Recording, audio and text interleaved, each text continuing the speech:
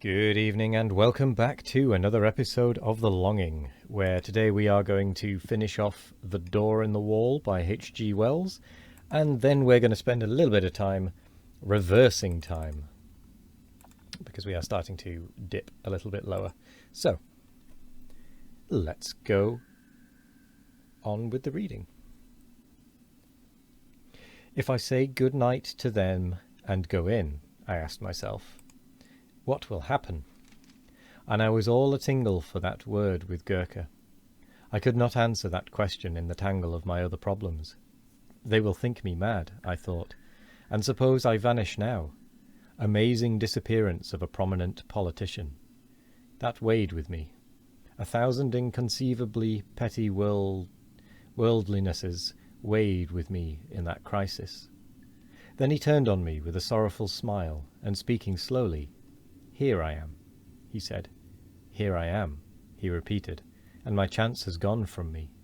3 times in 1 year the door has been offered me, the door that goes into peace, into delight, into a beauty beyond dreaming, a kindness no man on earth can know. And I have rejected it, Redmond, and it has gone. How do you know? I know. I know. I am left now to work it out, to stick to the tasks that held me so strongly when my moments came. You say I have success. This vulgar, tawdry, irksome, envied thing. I have it."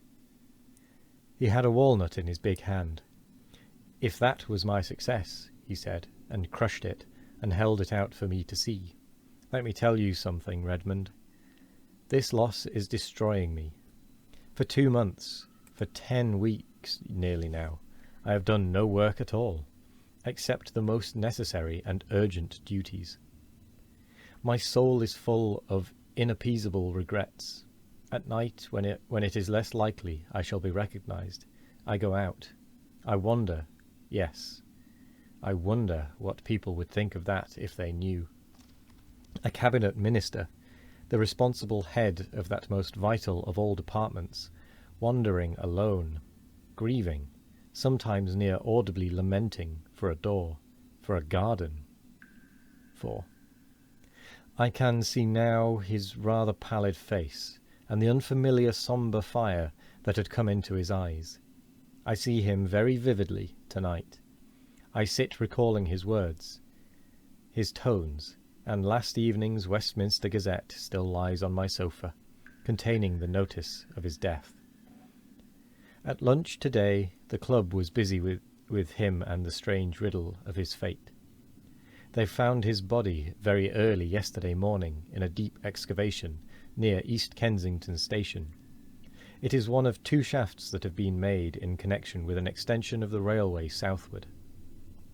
It is protected from the intrusion of the public by a hoarding upon the high road, in which a small doorway has been cut for the convenience of some of the workmen who live in that direction. The doorway was left unfastened through a misunderstanding between 2 gangers, and through it he made his way. My mind is darkened with questions and riddles. It would seem he walked all the way from the house that night. He has frequently walked home during the past session. And so it is I figure his dark form coming along the late and empty streets, wrapped up, intent. And then did the pale electric lights near the station cheat the rough planking into a semblance of white? Did that fatal unfastened door awaken some memory? Was there, after all, ever any green door in the wall at all? I do not know. I have told his story as he told it to me. There are times when I believe that Wallace was no more than the victim of the coincidence between a rare but not unprecedented type of hallucination and a careless trap. But that indeed is not my profoundest belief. You may think me superstitious, if you will, and foolish, but, indeed, I am more than half convinced that he had in truth an abnormal gift and a sense, something, I know not what, that in the guise of wall and door offered him an outlet, a secret and peculiar passage of escape into another and altogether more beautiful world. At any rate, you will say, it betrayed him, in the end, but did it betray him? There you touch the inmost mystery of these dreamers, these men of vision and the imagination. We see our world fair and common, the hoarding and the pit. By our daylight standard he walked out of security into darkness, danger and death. But did he see it like that? I think I have seen a mysterious door in the wall somewhere in these caves as well. Maybe I should take another look at the map. A shade. Well, that's definitely referencing the door that comes and goes. Now I see where the inspiration came from. I know exactly which door that's referring to. But for now, we are going to reverse time a little bit, using the blue fire to give us more overall time. So let's do that very quickly, using our standard Zarathustra.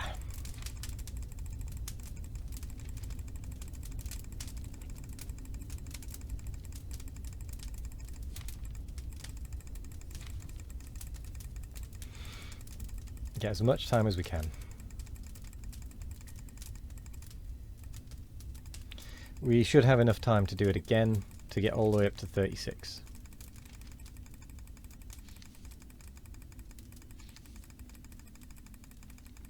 Which is what we're going to try and do.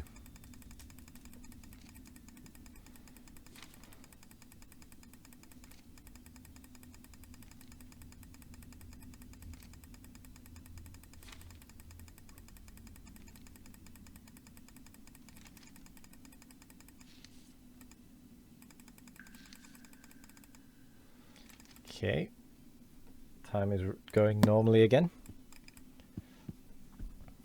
Time to reverse it one more time.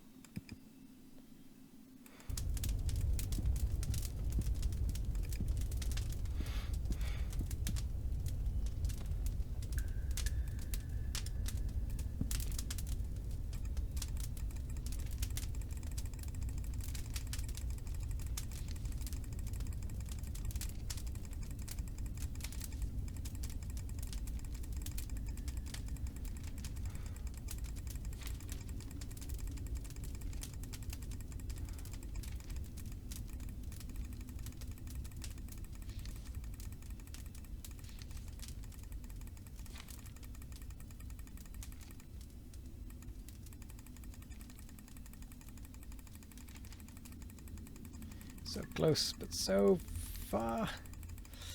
Not going to make it. Or am I? It's going to be really close. We made it. Cool. Right then. We've got a couple of minutes left. Let's have a quick peek at what other books we could potentially read.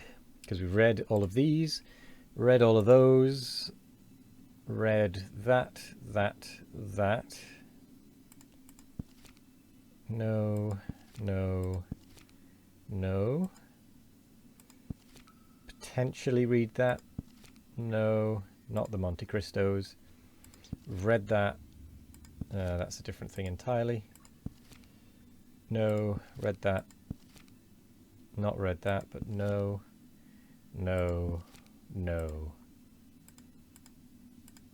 Just finished. Potentially.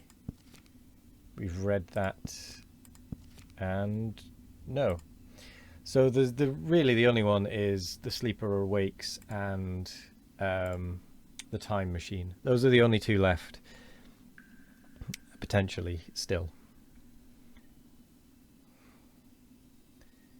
That we may yet read.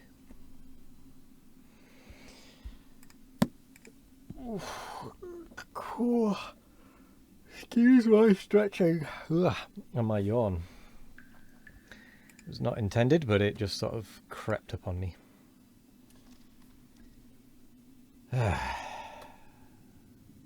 Nearly 500 days. Can you believe it?